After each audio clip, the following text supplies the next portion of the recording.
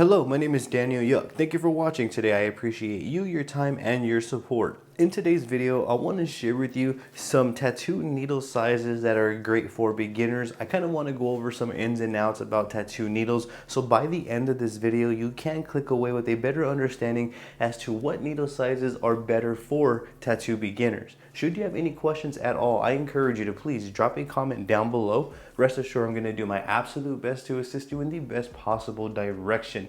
Please don't forget to subscribe to my YouTube channel and ring that bell for me, as I will be bringing more videos like this for you all. I do also have social medias under the same name as my YouTube channel. I have Facebook, Instagram, X, and TikTok, all under Daniel Yuck. I would appreciate the support over there as well. With that being said, let's get right on into this. First and foremost, when it comes to selecting tattoo needles, we want to be mindful of the design that we will be doing, which is going to help us determine the size needles that we will be needing. Not only that, we also want to be mindful of our capabilities. If we don't have the capabilities or abilities to use a smaller line weight, then we can't anticipate good results. So we want to be mindful of the needle selections that we are using. And earlier on, I feel it is better to stay within the mid-range of tattoo needle sizes as opposed to the smaller or heavier line weight end. When we just start out, our skills aren't where we need them to be so that we can make calculated, educated choices and know how to technically use needles. So therefore, I feel the mid-range is by far the best place to start, and for multiple reasons. When we are starting out, we don't have adequate information, so we are just learning. Let's say when we're just starting out and we start with a really tight, small line weight, then chances of us ripping through the skin and applying the application incorrect are through the roof because we haven't had experience with smaller needles. Let's say we go on the opposite side of the spectrum and we're using a line weight like an 111 round shader from Ink Claw. When we're using a needle weight this heavy, we have to know correct angling, proper hand speed and voltage, along with needle depth, in order to accomplish a smooth, clean, solid, consistent, saturated lines with 111 needles. So you can kind of see that we don't really want to start on the thicker end and we don't want to start on the thinner end. We want to stay within a healthy mid-range, so that way we can build a foundation to work off of. And by build a foundation, I mean get used to needle sizes within the mid-range group.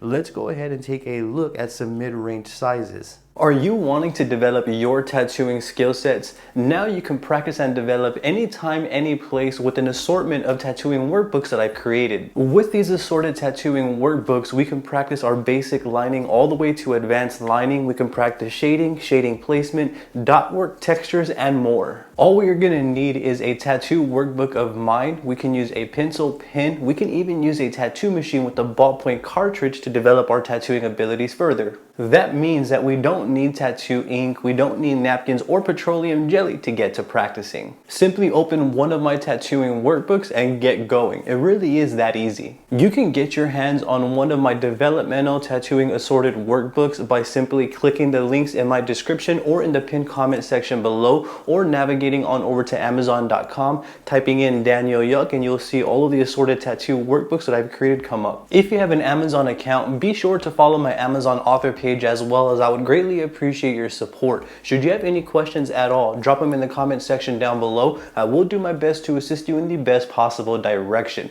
With that being said, let's get right back into this video. I'm also not going to talk about any brand specific, as needle brands is subjective and to each their own. I am going to talk about the sizing specific, so you can apply these fundamentals to your favorite cartridges and kind of go from there. So right here I have more on the slimmer end. So all of these right here I would consider more on the tighter end. This is going to be a standard 3-round liner. This is a bug pin 5-round liner. This is a 000 5-round liner, and here is a standard 5-round shader.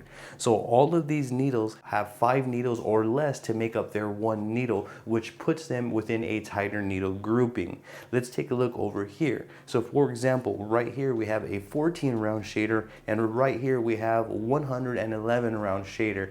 These I would consider to be more on the thicker end.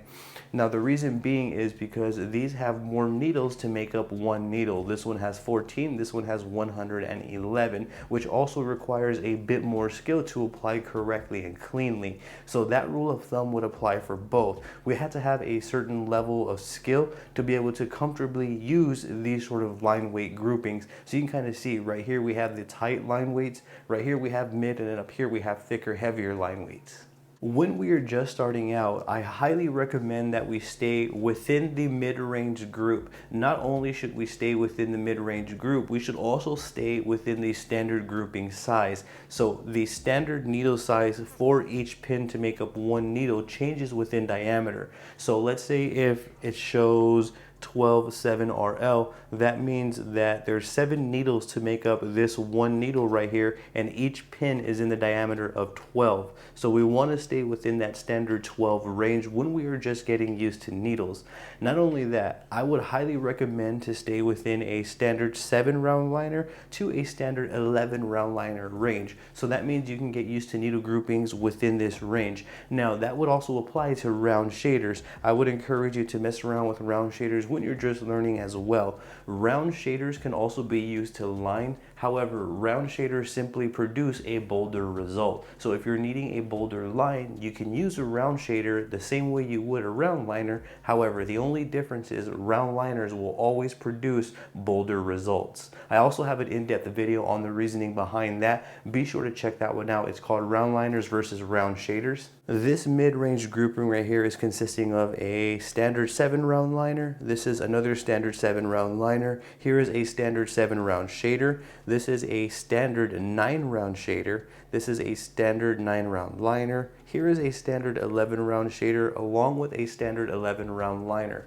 So I feel this is a very healthy group size to begin with. Anywhere within this range, whether it's round liner or round shader, I feel is healthy. Now, for multiple reasons, when we are just starting out, we don't have the ability to know if we're pressing down too hard or if we're going too soft. So if we're going to be using a smaller line weight, chances of us causing unwanted trauma are through the roof. So therefore, if we're using a line weight that's a bit heavier and not as easy to penetrate skin, that gives us a little bit more leeway and a little bit more forgiveness to kind of master our faults along the way, so to speak. What that means to me is it's not as easy to cause trauma with this specific mid-weight grouping as it is with the thinner line weights right here. On top of that, we can learn how to saturate and do everything that we need to with the round shaders and round liners before we move up to heavier line weights like these up here. One thing that I've noticed is with smaller needle groupings, it's super easy to cause unwanted trauma to the skin. Another thing that I noticed with heavier line weights is that it's really difficult to get clean, solid, consistent, saturated lines if we aren't familiar with the fundamentals. If we don't have like our hand speed and voltage,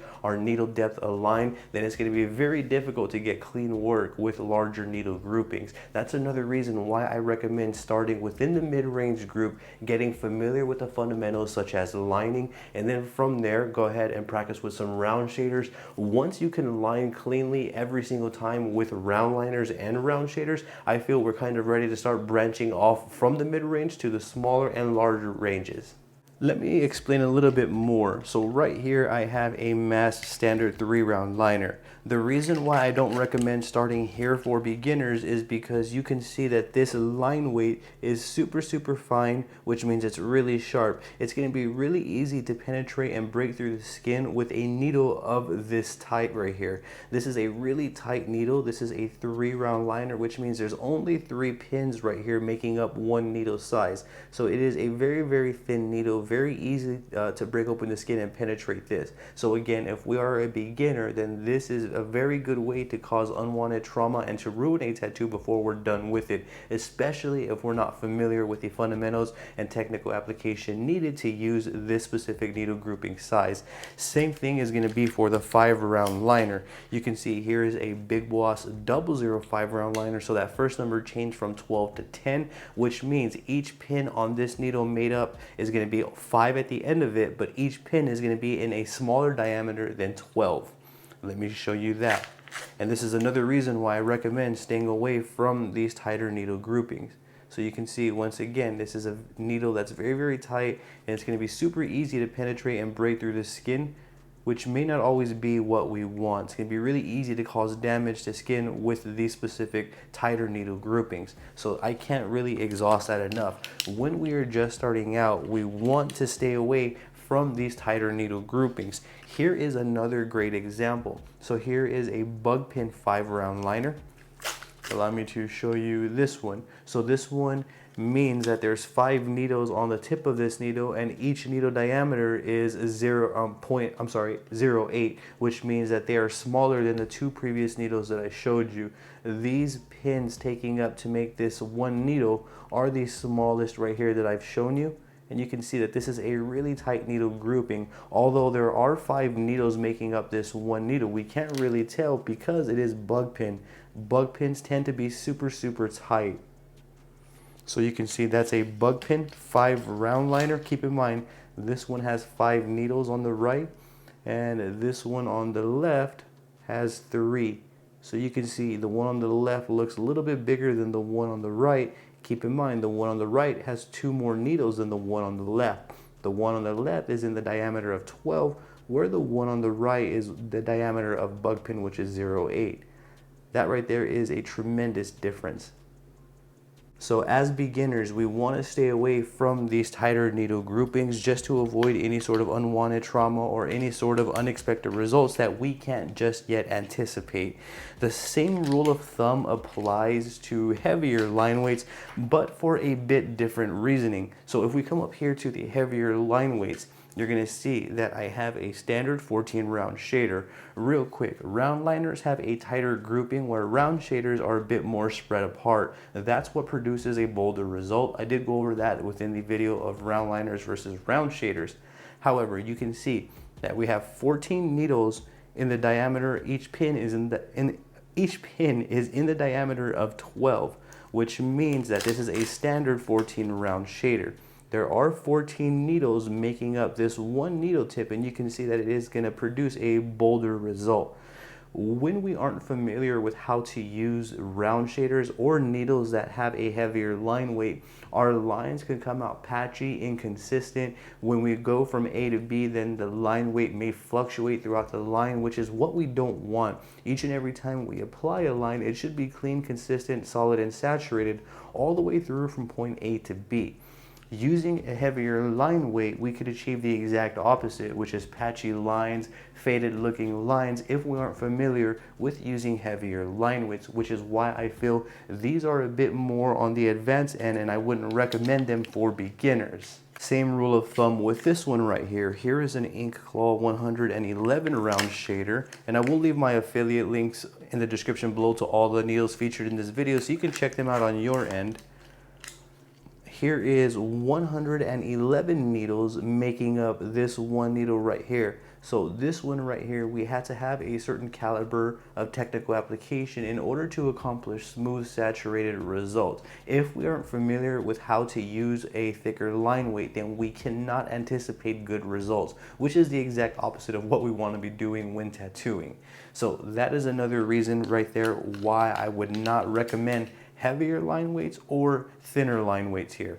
Mid-range line weights are by far the best place to start. We have 7, 9, 11. We may even be able to go up to like maybe a 14 round liner as we start developing within this range. I feel like that's a great place to go. Now, when it comes to round liners or round shaders within the mid-range, I encourage you to kind of pick whatever you want. If your design calls for a tighter needle grouping that's in the round liner range, then go for a round liner. However, if your design calls for a more traditional approach, go with the round shader. I don't really feel like there is a right or wrong in terms of selection. As long as it benefits the design and it's within the mid-range grouping sizes, I think we should be all right. Once again, the mid-range sizes would consist of anything from standard 7 all the way to standard 11, and then once you develop and get better within this mid-range, you can go ahead and navigate on over to like 14, maybe even to a 5-round liner and start branching off into the other groupings. However, this is by far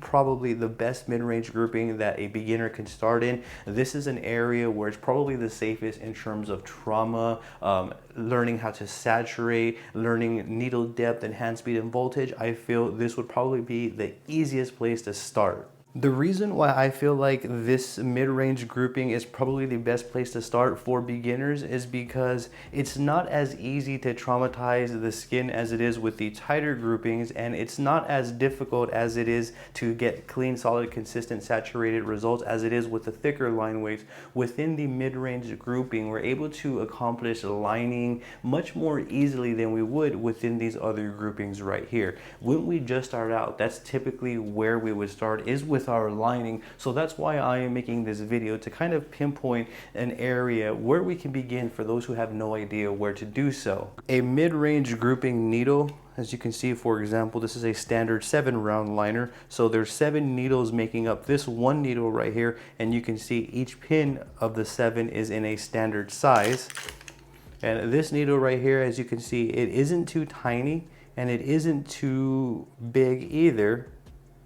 However, if you're just starting out and you feel like this one's still too small, as I've mentioned, I encourage you to kind of take it up a notch. Here is a standard 9-round shader. So this is in a round shader configuration, which is a little bit more spread apart to produce a bolder result. There's 9 needles and each needle pin is in a diameter of 12.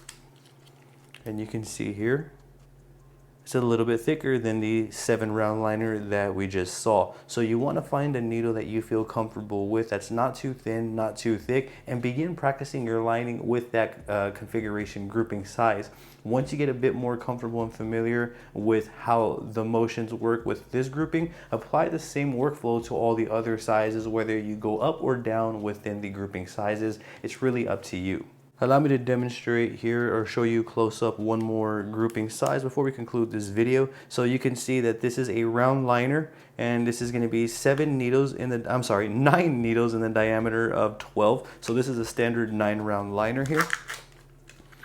And you can see, although it's not too thick, it's not too thin either, which means trauma is not going to be as easy to cause as these down here, and it's not going to be as hard to saturate and get clean results as it would be with the needles up here, making this needle a great place to begin. So you can kind of see the ideology, the logic behind the approach here. So to conclude this video, you want to stay within a healthy mid-range needle size. You also want to preferably stick with a standard needle diameter until you've built up more familiarity and get comfortable with your needle depth, hand speed, and voltage. You get the idea. So stay within a healthy mid-range grouping size and stay away from tighter needle groupings as well as heavier line weight groupings until you've established your fundamentals. Please keep in mind that starting too small can cause damage and unwanted trauma to the skin, and also starting too large, we can get a whole bunch of inconsistencies within our work, making the mid-range grouping size probably the best place to begin for any beginner.